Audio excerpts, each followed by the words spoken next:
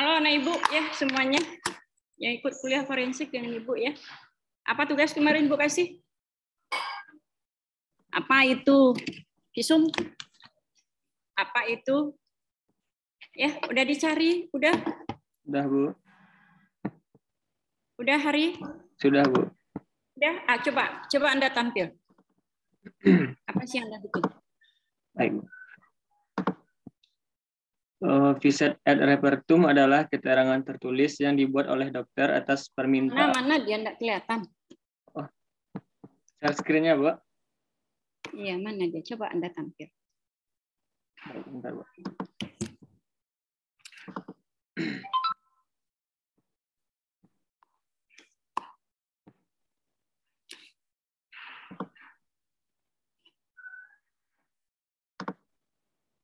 Cepatlah.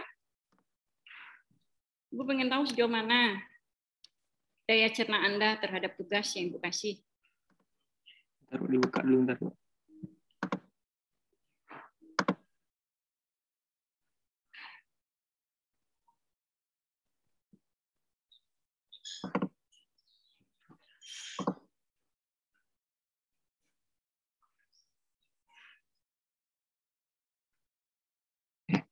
Klik.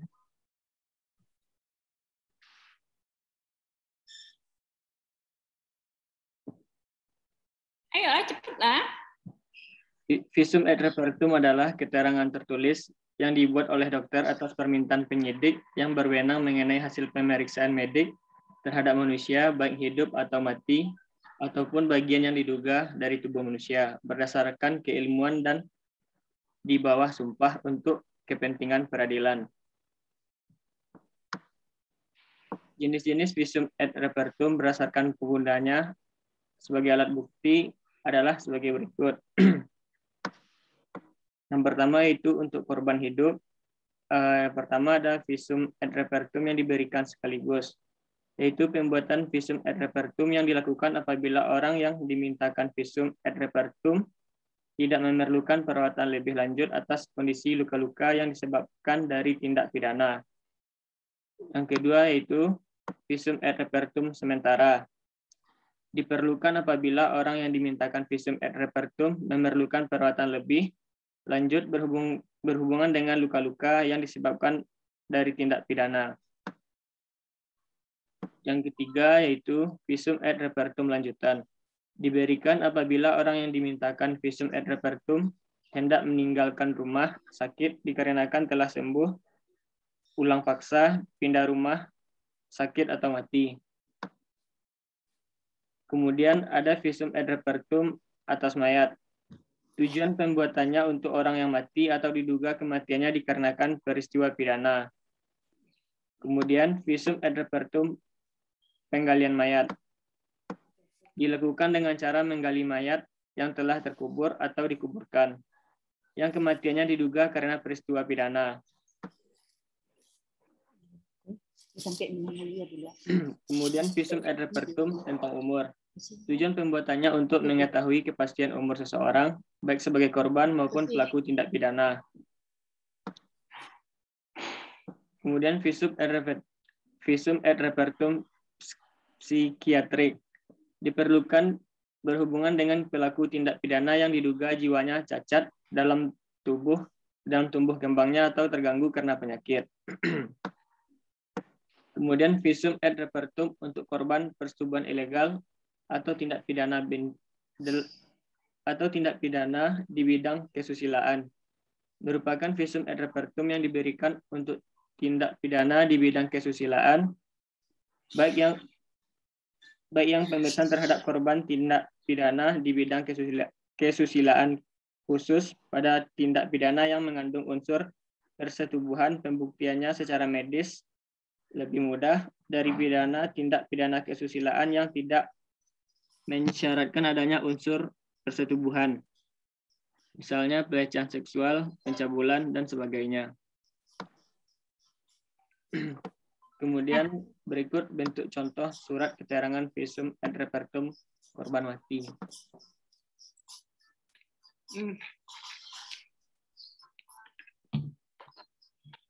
Sudah, Bu?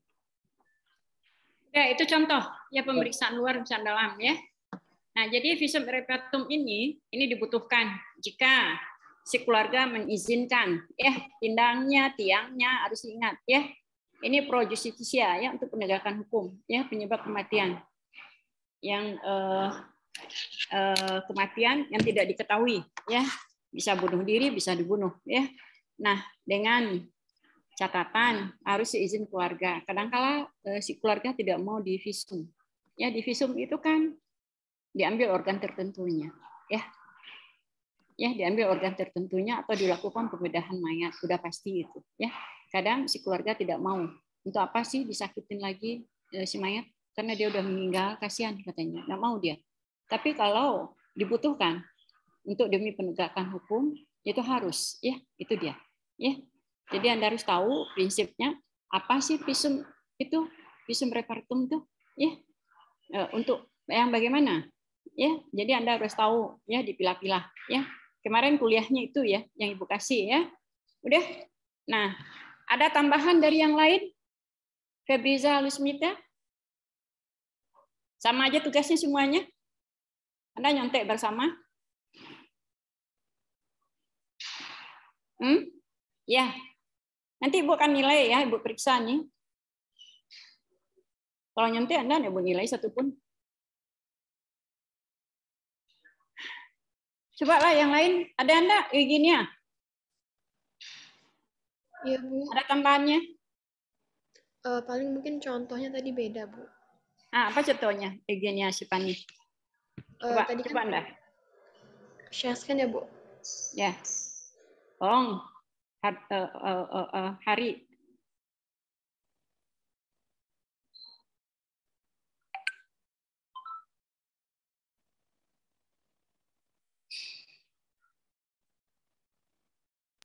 Udah kelihatan, Bu. Ya, udah. Coba.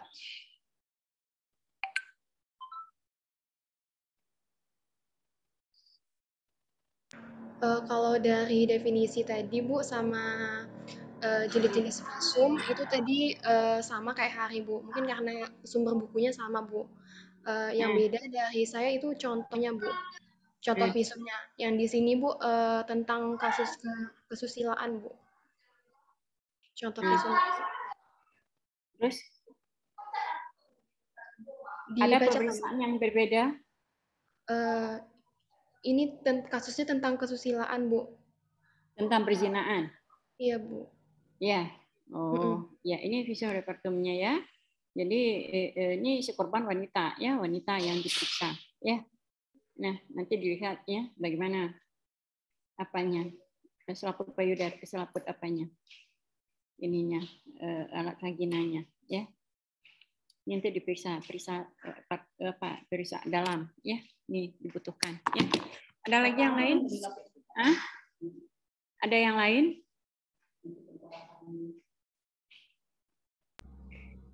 Ada yang lain? Pak Ira? Ada tambahan? Tidak? Iya Bu, dari contohnya juga Bu. Nah. Ya izin share screen dulu Bu. Apa contohnya?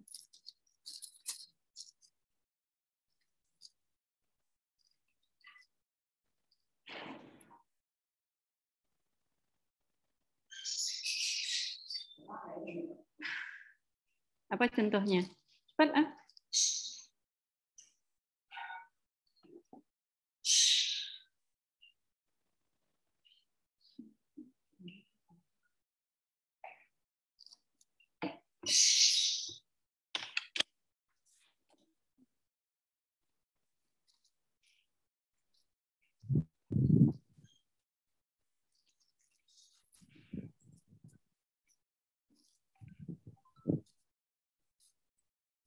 Contohnya kasus perlukaan, Bu.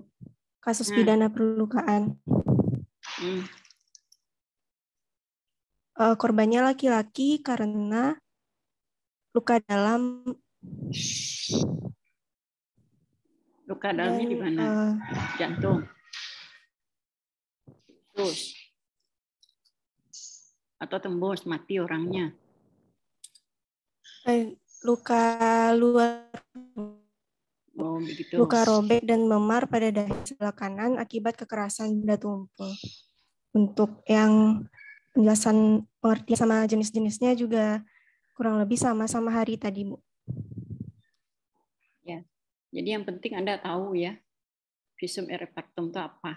Yang di visum itu apa sih? Ya, udah. Nah, Ibu tidak berpanjang, kita lanjutkan. Ya, kita lanjutkan. Ya. Sekarang kuliah kedua, ya. Apa kuliah keduanya?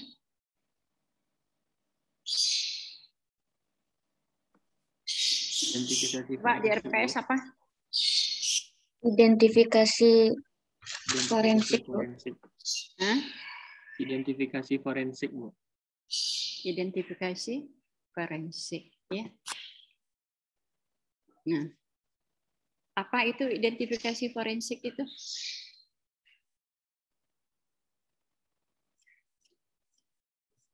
Identifikasi kan pemeriksaan ya. Ya. Ya enggak? Iya, Bu. Pemeriksaan. Nah, pemeriksaan apa yang diperiksa? Identitas seseorang, Bu.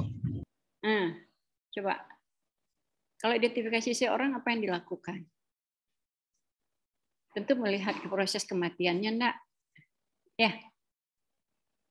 Ya, bunuh diri atau dibunuh? Ya. Iya, Bu. Nah, kalau bunuh diri tentu ada ya petunjuk dekat dia. Ya. Misalnya dia minum racun atau dia minum bunuh dirinya karena sebentar ya. Ayo Ibu kuliah yuk, bentar yuk. Negatif. Iya. Ibang negatif. Iya. lah keluar hasilnya. Mandi ya, Babayu yo. Dina positifnya karena petang dari apa antigennya positif. Ini antigen petang.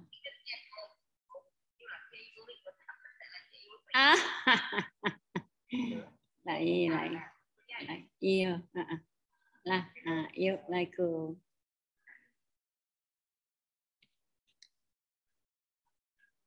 Ya, jadi proses kematian itu ya ada yang wajar tidak wajar, ya. Identifikasi. Nah, kalau bunuh diri tentu ada petunjuk dekat dia bunuh diri.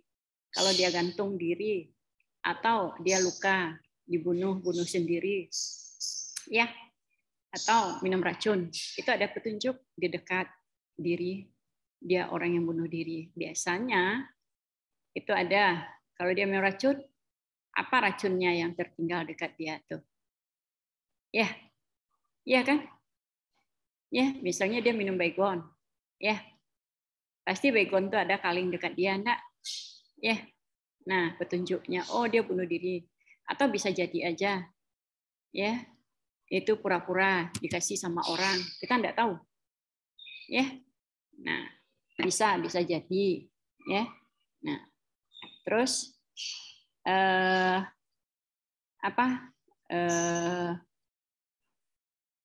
sekarang apa identifikasi racun ya? Identifikasi apa? Forensik. Identifikasi forensik ya. Nah.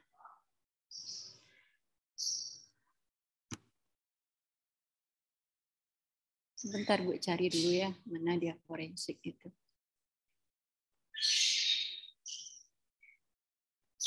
Forensik.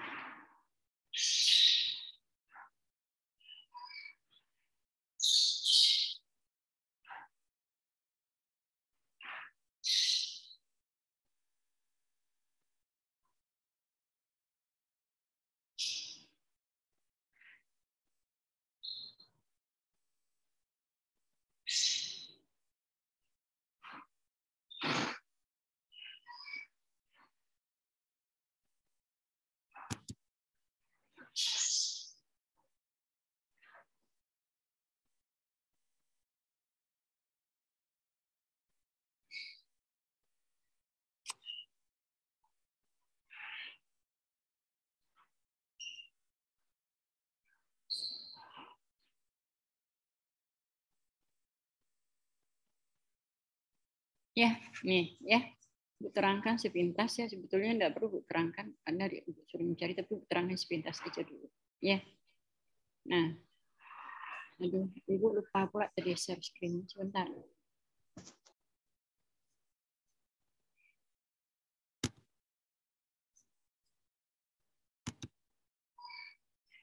Nih, udah kelihatan?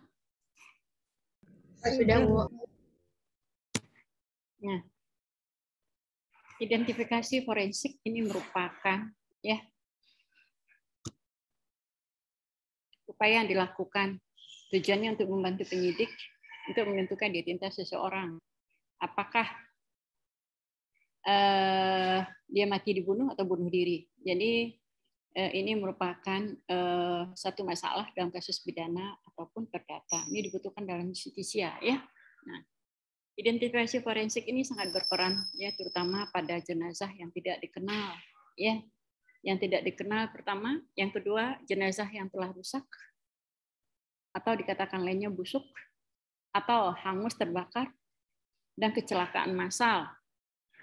Ya, bencana alam dan huru-hara yang menyebabkan banyak korban meninggal ya, atau berupa potongan tubuh manusia atau kerangka ya.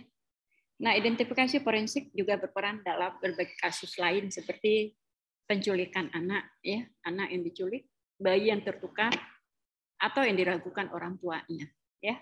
Nah, ini bisa dites nanti apanya DNA-nya, ya.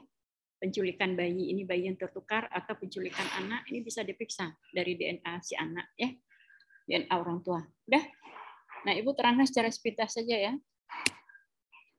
Nah, adapun identifikasi forensik ini meliputi ya, kan orang tadi identifikasi forensik ini kan untuk penegakan hukum, ya, seperti bunuh diri atau dibunuh, ya, atau dibunuhnya misalnya dia minum racun atau dibunuh orang, ya, tentu ada petunjuk-petunjuk dekatnya, ya, apa aja yang dilakukan untuk identifikasi, atau mayat yang ditemukan berupa mutilasi, dipotong, ditaruh di dalam karung, ya, atau orang yang hanyut, ya, kecelakaan dalam satu penerbangan, tinggal potongan-potongan badannya aja, bisa diidentifikasi, bisa.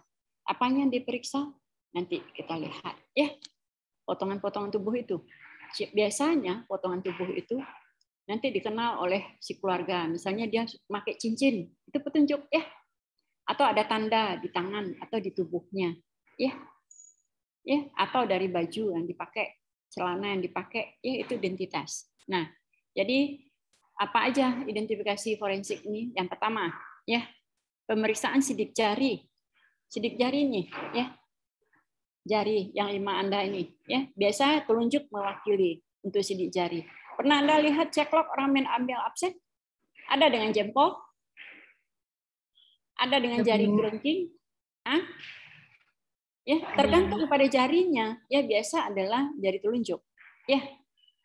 Nah, pemeriksaan sidik jari ini membandingkan sidik jari jenazah dengan data sidik jari antemortem, ya. Jadi nanti dibandingkan sidik jari dia dengan sidik jari antemortem. Apa sih antemortem itu nanti, ya? Nah, sampai saat ini pemeriksaan sidik jari merupakan pemeriksaan yang diakui paling tinggi akurasinya untuk menentukan identitas seseorang, ya. Biasanya kalau Anda beradik kakak, berarti itu kan seayah seibu, ya, kan yang genetik itu dari bapak, ya. Nah, biasanya itu sidik jarinya hampir mirip, ya, mirip, hampir mirip, ya. Nah, yang kedua, metode visual, ya. Pertama sidik jari tadi yang dilihat, ya, identifikasi forensik ini. Yang kedua, metode visual. Apa aja metode visual yang dilakukan, ya? Nah, tadi yang Bu ceritakan dengan melihat tanda-tanda pada jenazah, ya. Misalnya jarinya, kukunya ada yang lepas, ya, lepas kukunya nih, ya, misalnya jari ini tinggal nih, atau cincin yang dipakai, ya, itu visual menunjukkan, oh ini dia, dibaca orang di cincinnya, oh ada nama, ini dia, nah menunjukkan suatu petunjuk, sekalipun dia berupa potongan tubuh, ya. Jadi metode ini dilakukan dengan memperlihatkan, ya, jenazah pada orang-orang yang merasa kehilangan anggota keluarga atau temannya, ya, bisa dikenali bentuk wajahnya, ya, atau dari tanda dari tubuhnya, ada tanda di pahanya, di kakinya, atau tahi lalat di tangannya, ya, biasanya itu orang tahu itu, ya. Nah, cara ini hanya efektif untuk jenazah yang belum busuk, ya, jadi yang belum rusak jenazahnya, seperti kemarin matinya. Nah, sekarang kan belum berubah bentuknya, paling bengkak, ya. Nah, sehingga masih mungkin dikenali wajah dan bentuk tubuhnya oleh lebih dari satu orang. Ya, ini metode visual, ya.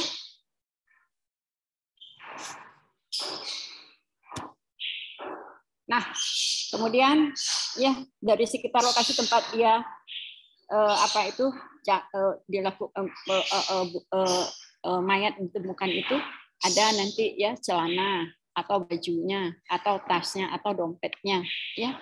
Nanti ada itu pemeriksaan dokumen, ya. Kalau tadi identifikasi sidik jari, yang kedua mengenali bentuk wajah, ya.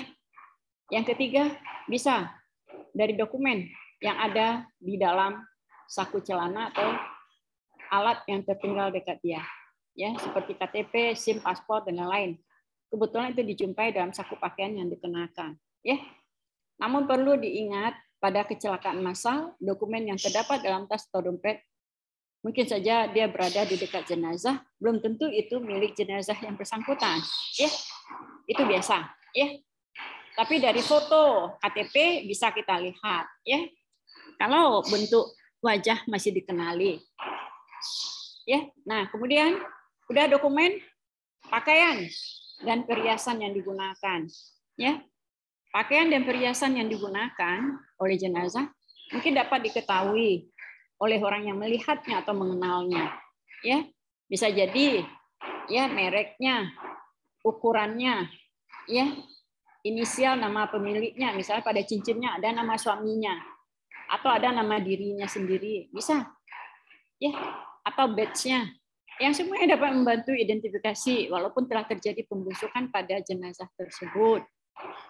Nah, khususnya anggota ABRI yang dipermudah dengan adanya nama serta NRP yang tertera pada kalung logam yang dipakai. Ya, kalau aparat itu biasanya ada identifikasi di tubuhnya, ya, kalung yang dipakai itu ada nama, ya, ada nama NRP-nya sekali, ya, itu kalung logamnya itu, ya, untuk ABRI nih, ya, deh.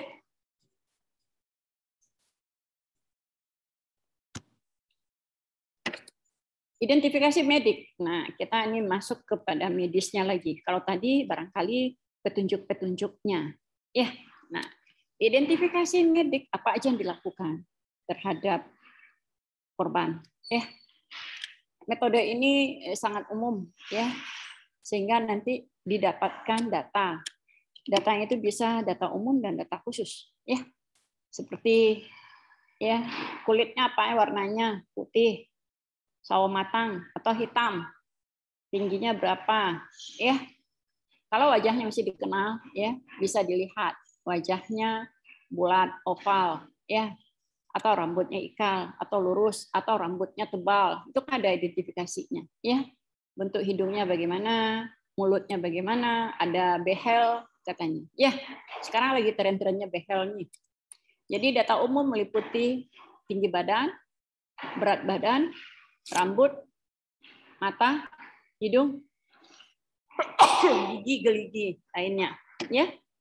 Data khusus. Nah, misalnya ini ada lagi trennya sekarang pasang tato, ya.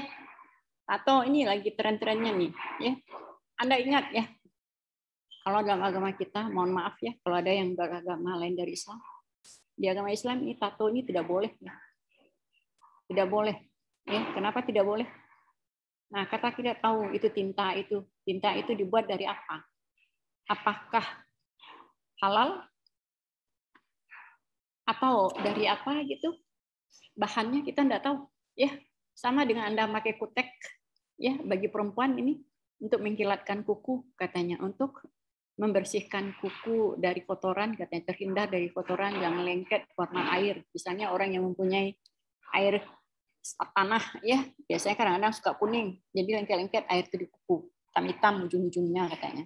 Dikasihlah kutek berwarna, ada warnanya bening, ya, ada tidak berwarna, ada warnanya putih, macam-macam sekarang, ya. Tetapi sekarang ada lagi inai, ya. Kalau inai itu jelas itu, ya, tidak dilarang, nggak tembus dia air ke dalamnya, ya. Jadi ini suatu data juga, ya, data umum yang bisa digunakan untuk identifikasi medis, ya. Nah, jadi data khusus itu tahi lalat, tato, ya, cacat ke genital, patah tulang dan lain, ya. Nah, tahi lalat ini kadang-kala ada yang dibuat, ya, sama dengan bikin. Pernah Anda lihat orang bikin apa alis namanya? Tulang alis. Hah? Tulang alis. Hah? Apa?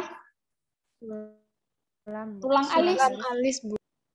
Sulam alis, ya. Sulam alis. Berarti sulam alis itu disulam, ya. Itu juga saya enggak tahu itu bahannya apa. Ya, sulam alis katanya. Tahannya ada yang 2 tahun, ada yang tahan seumur hidup katanya. Waduh, kata saya. Ya.